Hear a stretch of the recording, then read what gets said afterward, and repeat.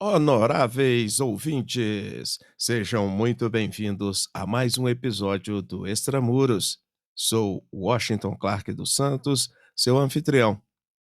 Em um cenário em que organizações criminosas utilizam cada vez mais mecanismos sofisticados para lavar dinheiro e financiar suas operações, os presídios brasileiros acabam se tornando não apenas centros de custódia, mas também pontos estratégicos para a coordenação de atividades ilícitas.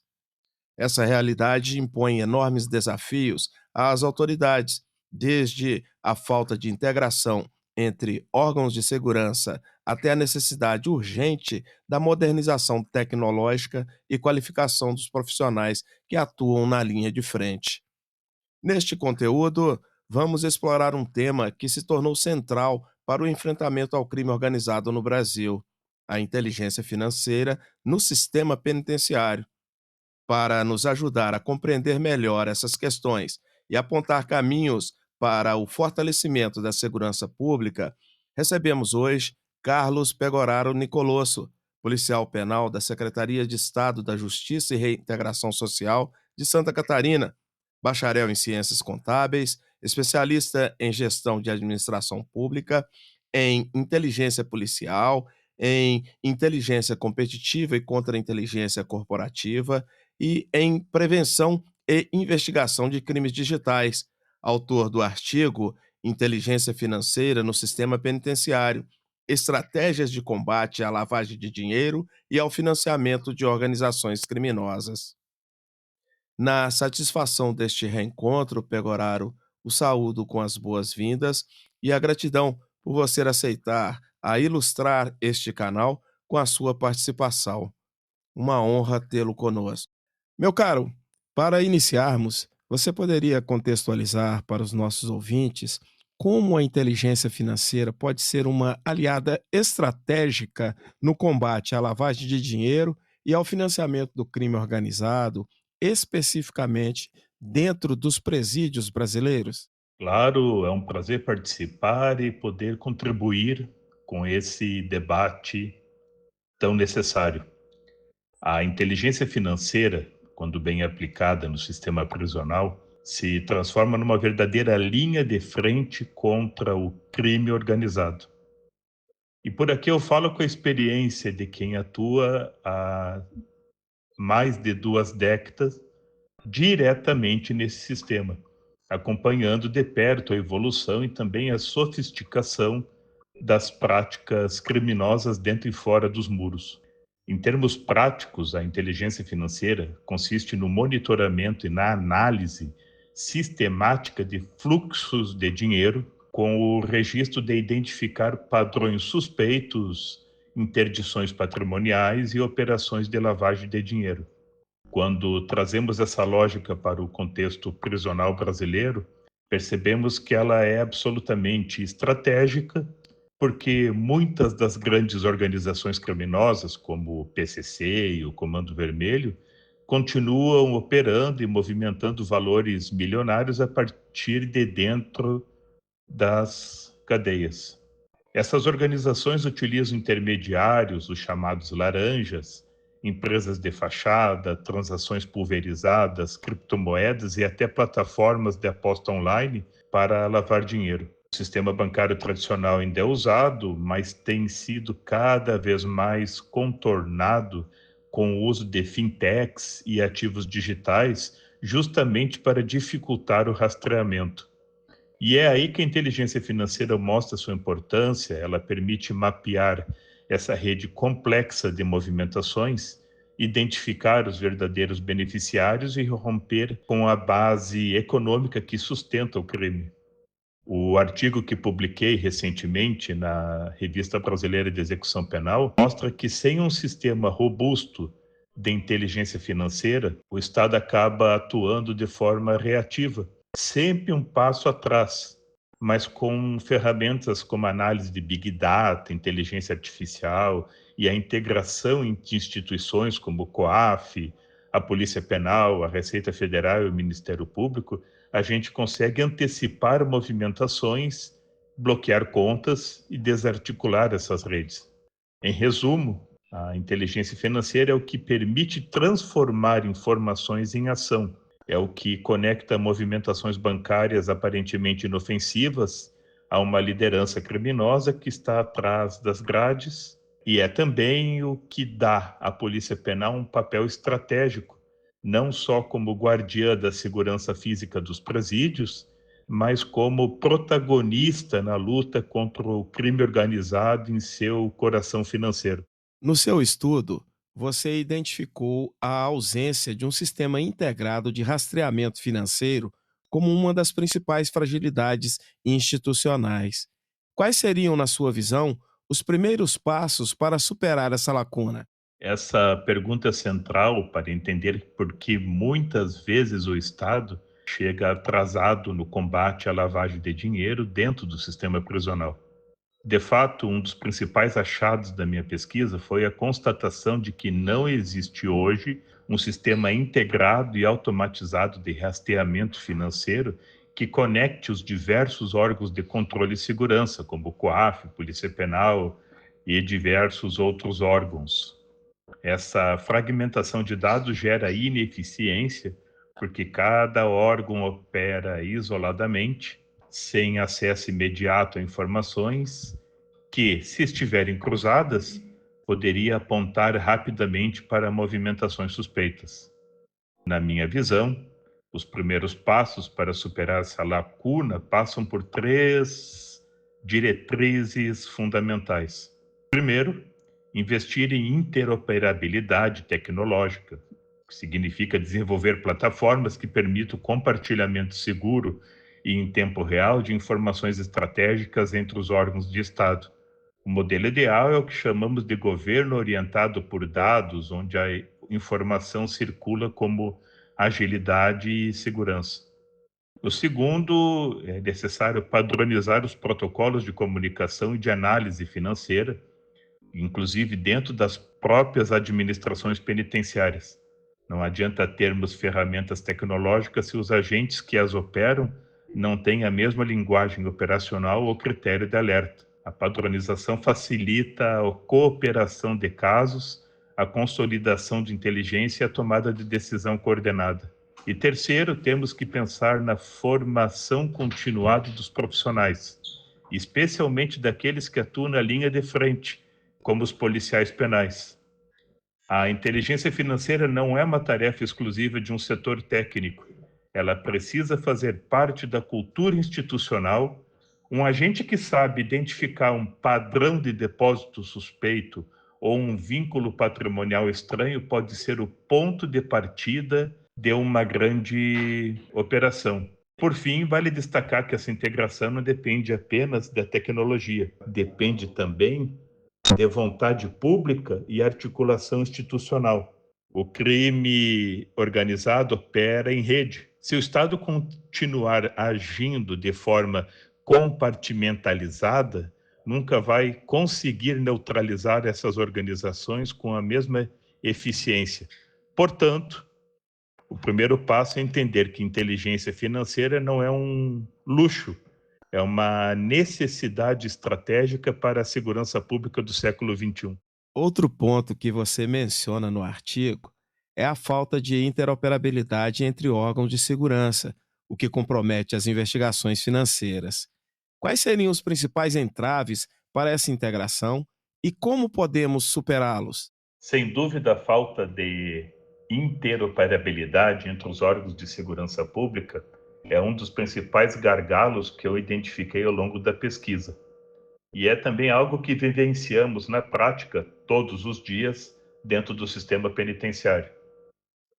Na essência, quando falamos de interoperabilidade, estamos falando da capacidade dos sistemas, das instituições e das pessoas de trabalharem juntas de maneira coordenada, compartilhando informações com segurança, agilidade e clareza.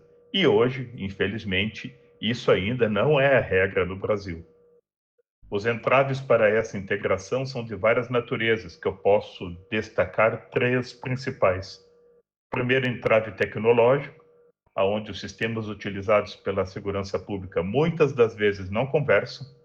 São bases de dados fechadas, como padrões diferentes de codificação, sem conectividade ou sem compatibilidade para cruzamento de informações em tempo real.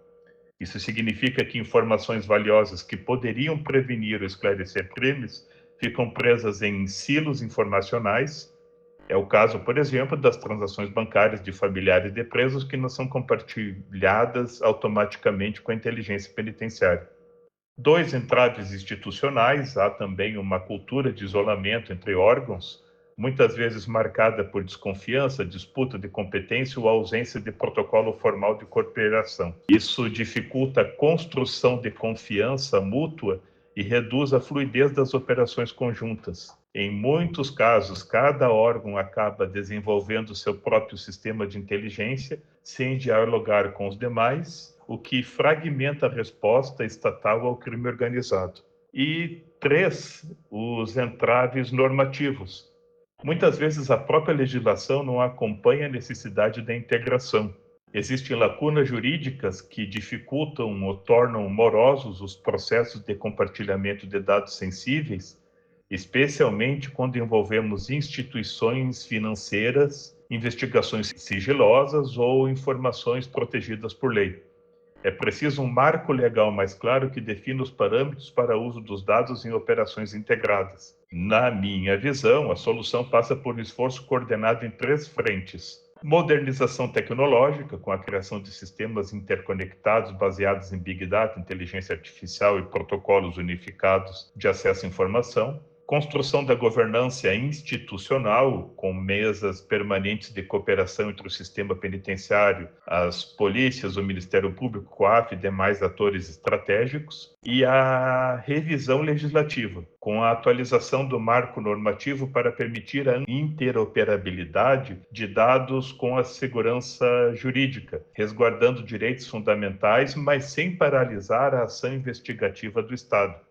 Se o crime organizado opera como rede, a resposta do Estado também precisa ser em rede. E a inteligência financeira só será eficaz quando os órgãos de segurança pública atuarem como parte do mesmo sistema, não como ilhas isoladas. A regulamentação e fiscalização de ativos digitais têm sido cada vez mais discutidas no Brasil.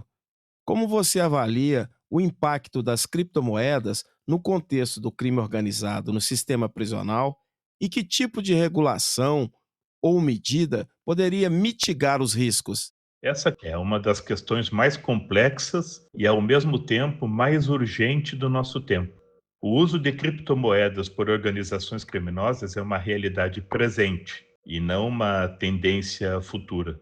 Hoje, essas organizações, tais como PCC, Comando Vermelho, já utilizam ativos digitais como mecanismo de ocultação, transferência e blindagem patrimonial. O grande atrativo da criptomoeda para o crime é o seu grau de descentralização. E em muitos casos de anonimatos, essas transações e blockchains não precisam passar por instituições bancárias convencionais, o que escapa ao mecanismo tradicional de rastreamento e notificação, como os que são utilizados pelo COAF. No artigo, eu acabo citando a Operação Hydra, que revelou o uso de fintechs e exchanges digitais por integrantes do PCC para a lavagem de dinheiro do tráfico. Uma das fintechs investigadas, inclusive, era administrada por um policial civil. Isso mostra o grau de infiltração e sofisticação dessas estruturas e também a fragilidade do mecanismo de controle. Dito isso, em 2022 foi aprovado o Marco Legal das Criptomoedas pela Lei número 14.478, que representou um passo importante ao definir o que são ativos virtuais, quem são os prestadores de serviço e prever sanções para a prática abusiva ou ilícita. Mas essa legislação ainda é incipiente diante da velocidade com que o crime se adapta às novas tecnologias. Na minha avaliação, algumas medidas poderiam ajudar a mitigar os riscos. Primeiro, a obrigatoriedade da identificação completa, que é o KNOW Our Customer, que é o KYC, em plataformas de negociação de criptoativos, inclusive nas chamadas P2P, onde hoje há pouca fiscalização. Integração obrigatória entre exchanges e unidades de inteligência financeira, como o COAF, para envio automático de relatórios de operações suspeitas nos mesmos moldes que as instituições bancárias tradicionais. Sandbox regulatório mais robusto que permita ao Estado experimentar regras de controle mais avançadas em ambientes controlados antes de sua aplicação ampla, como já fazem países como, por exemplo, o Reino Unido. Capacitação dos órgãos de segurança pública, inclusive dos policiais penais, para que seus quadros possam compreender o funcionamento dos ativos digitais e identificar transações suspeitas em seu tempo real. E, claro, a cooperação internacional, porque o crime que utiliza a criptomoeda não reconhece fronteiras.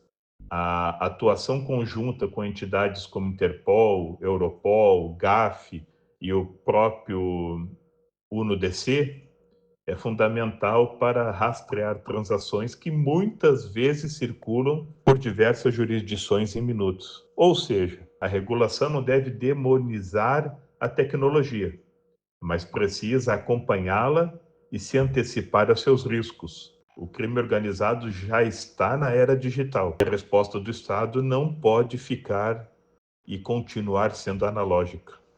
Agora, tanto quanto as anteriores, meu caro, muito importante essa sua reflexão sobre o impacto das criptomoedas no fortalecimento das organizações criminosas e os desafios que o Estado ainda enfrenta na regulação e fiscalização desse tipo de ativo digital.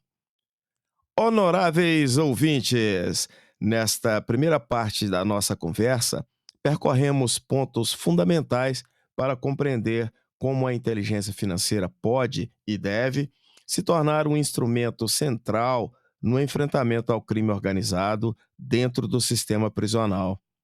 Nosso convidado nos mostrou com clareza como a ausência de um sistema integrado de rastreamento de movimentações financeiras, a fragilidade na interoperabilidade entre os órgãos de segurança e a incipiente regulamentação dos ativos digitais dificultam e muito o trabalho de investigação e controle dentro e fora dos muros do cárcere.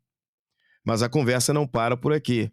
Na próxima semana, daremos continuidade a este conteúdo, abordando um ponto crucial: a modernização tecnológica necessária para transformar a realidade atual. Vamos falar sobre quais tecnologias podem ser incorporadas ao sistema penitenciário para permitir um rastreamento mais preciso, respostas mais ágeis e integração mais eficiente entre as instituições envolvidas. Sou Washington Clark dos Santos, seu anfitrião. O Extramuros retorna na próxima sexta-feira com a sequência deste diálogo necessário e revelador com Carlo Pegoraro Nicolosso. Acesse nosso website, saiba mais, inscreva-se e compartilhe nosso propósito. Será um prazer ter a sua colaboração. Pela sua audiência, muito obrigado e até a próxima!